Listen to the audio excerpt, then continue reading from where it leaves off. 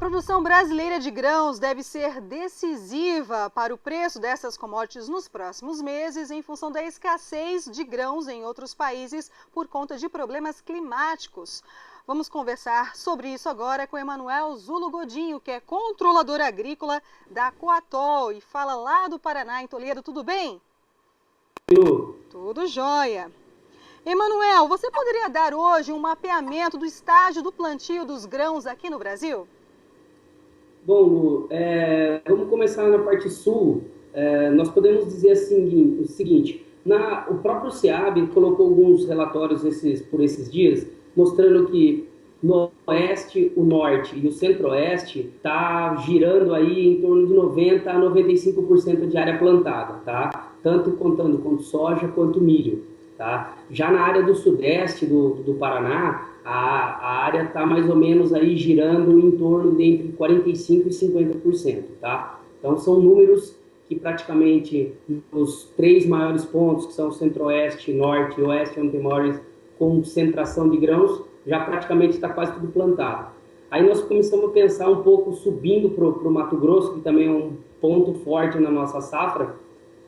Nós podemos falar um pouco de Sinop, que é um mercado muito forte. Lá está a área totalmente plantada, até porque eles têm a área de algodão safrinha que eles entram plantando em dezembro. E aí, subindo um pouquinho mais, nós podemos começar a falar um pouquinho sobre da Bahia. A Bahia, nós podemos começar a dizer o seguinte, que entrando naquele gancho que você mesmo disse sobre a questão de diminuição de área plantada, o pessoal da Bahia vão reduzir, eles praticamente vão reduzir a área de algodão para aumentar a área de soja.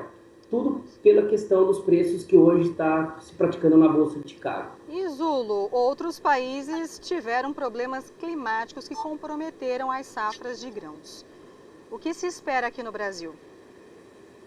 Olha, assim, nós estamos vindo aí começando a ter algumas áreas com problemas de clima, tá? Mas não podemos antecipar nada, se vai ter perda, se não vai. Mas assim, sabemos que alguns pontos já está com problema, mas assim, não sabemos as perdas, se vai ter perdas. Mas assim, por exemplo, no Paraná nós estamos vindo aí nos 15 dias anteriores aí com uma chuva de 200 milímetros no geral, tá? Isso aí é bom? É bom.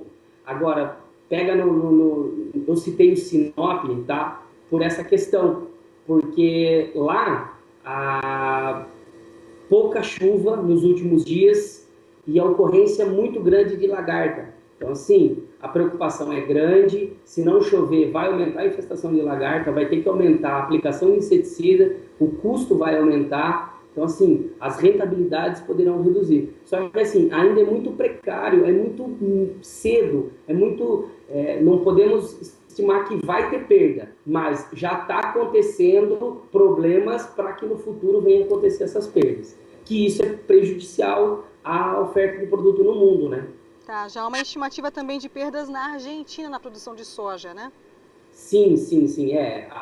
Agora, até segunda-feira, quinta-feira passada, a Bolsa de Cereais lá da Argentina, ela colocou um relatório sobre a área de plantio de girassol e está mostrando que a área deles, o foco da Argentina hoje é o plantio de girassol e não o plantio da soja. Até pelas questões de época de plantio e condições climáticas, que eles estão muito preocupados pelas questões climáticas dentro do próprio país.